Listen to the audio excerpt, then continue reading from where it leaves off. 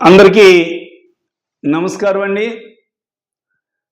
రామకృష్ణారెడ్డి మొన్న ఈ మధ్య అనపర్తి ప్రభుత్వ ఆసుపత్రిలో ఏదో మాట్లాడుతూ నా గురించి గతంలో పనిచేసిన శేషారెడ్డి గారు ఎమ్మెల్యేగా ఉన్నప్పుడు చేసిన ఆయన గురించి కూడా నువ్వు కొన్ని వ్యాఖ్యలు చేయడం జరిగింది. నువ్వు చెప్పేవన్నీ కూడా సొల్లు కబుర్లు. అందుగురించే కదా నిన్నందరూ కూడా సొల్లు రామకృష్ణారెడ్డి అనేది. బొట్టనే అంటలేదు, నువ్వు చెప్పి సొల్లు కాబట్టే. సొల్లు ఎందుకు అన్నది కూడా నేను క్లియర్గా చెప్తా ఉన్నా. ఆ రోజున శేషారెడ్డి గారు ఎమ్మెల్యేగా ఉండగా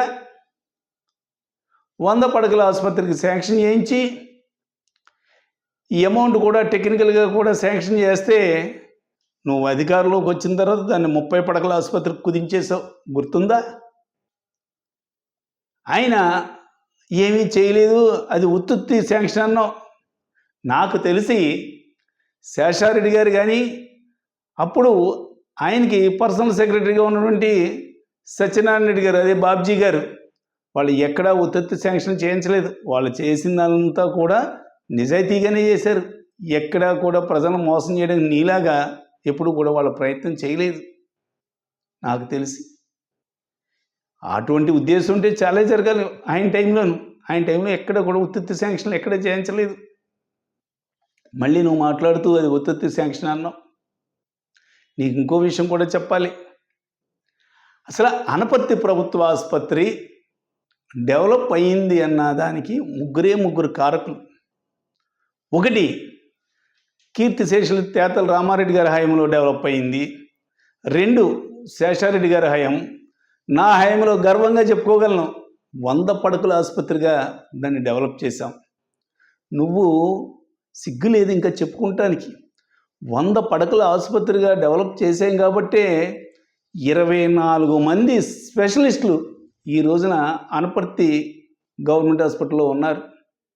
సుమారు 90 మంది పైగా పారామెడికల్ స్టాఫ్ ఉన్నారు. ప్రభుత్వం కూడా అదనంగా 12 కోట్లు పైచీలకు శాంక్షన్ చేసింది భవనాలకి. నేనే శంకుస్థాపన చేశాను ఎమ్మెల్యేగా ఉండగా. ఆల్రెడీ కన్స్ట్రక్షన్ స్టార్ట్ అయిన తర్వాత మీరు అధికారంలోకి వచ్చారు.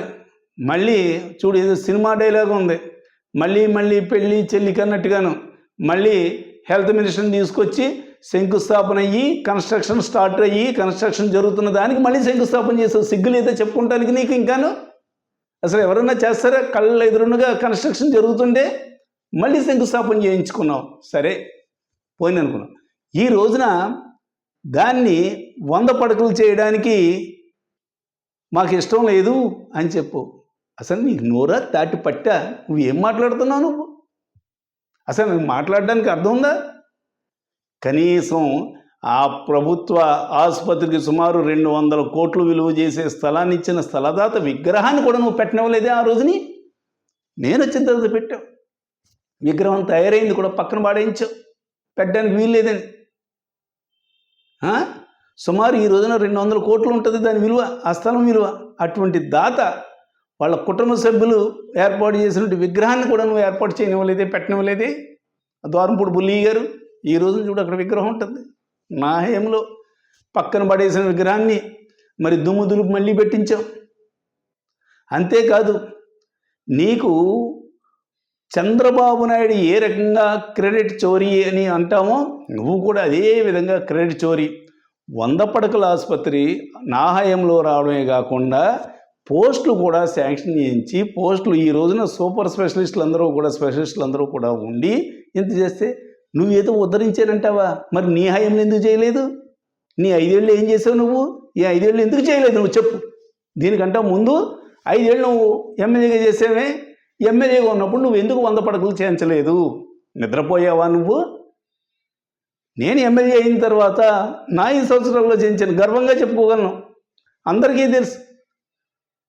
ఎస్, ఆ పక్కన ప్రైవేట్ హాస్పిటల్ ఉందని అది ఆయన నా హాస్పిటల్ ఏమన్నా ఇక్కడ స్పెషలిస్టులు వస్తే నాకేమైనా ప్రాక్టీస్ తగ్గుద్దేమో అని నేను ఎప్పుడు అలాంటి ఆలోచన లేదు. అలాంటి ఆలోచన ఉండే వ్యక్తి నువ్వు కాబట్టి ఆ రకంగా మాట్లాడుతున్నావు నువ్వు.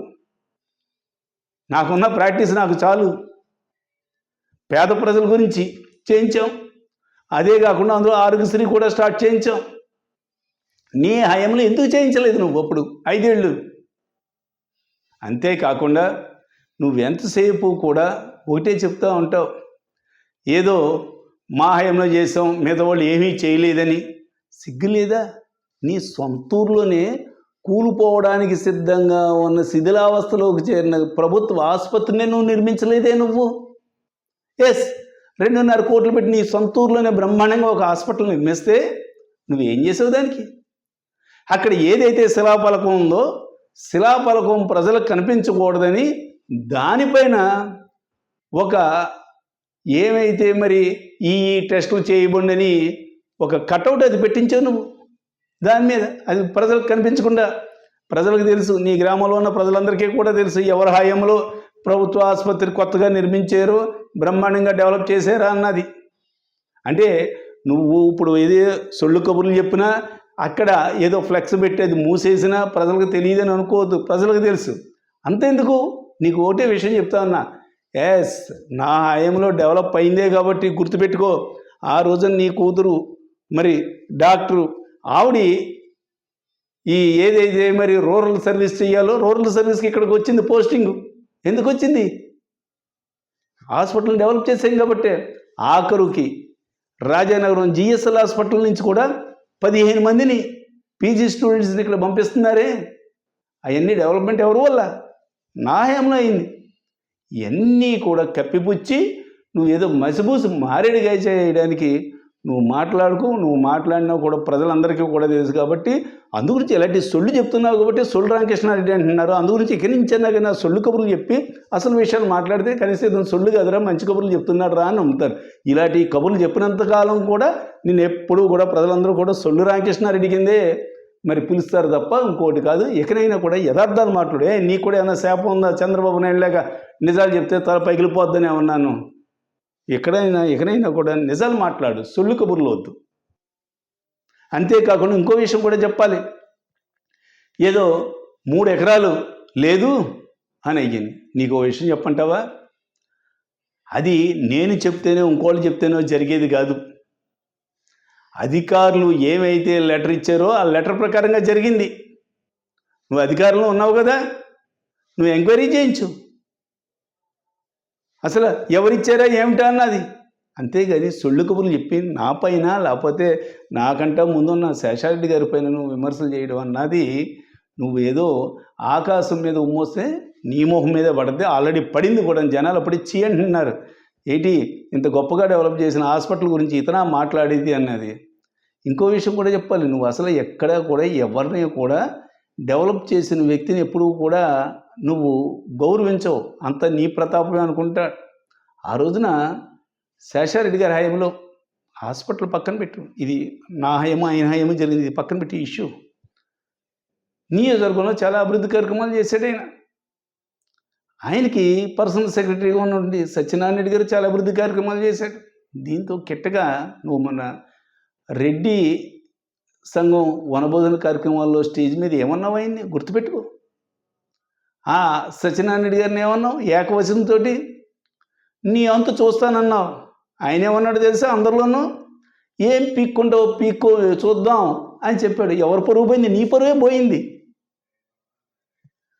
ఒక వ్యక్తితో మాట్లాడేటప్పుడు కొంచెం ఒళ్ళు దగ్గర పెట్టుకో. ఒకరిని విమర్శించేటప్పుడు ఇంకా ఒళ్ళు దగ్గర పెట్టుకో. నీకు ఆయన్ని ఏదో అవమానిద్దాం అనుకున్నావు, ఆయన ఇచ్చిన రిప్లై తోటి నీకే మైండ్ బ్లాంక్ అయ్యి నీ పరువే పోయింది. అందరి ముందు కూడా స్టేజ్ మీద ఉన్న వాళ్ళందరూ కూడా ఎమ్మెల్యే పరువు తీసేసాడు సత్యనారాయణ రెడ్డి, అనవసరంగా ఆయన మీద కెలుక్కున్నాడు అని అన్నారు.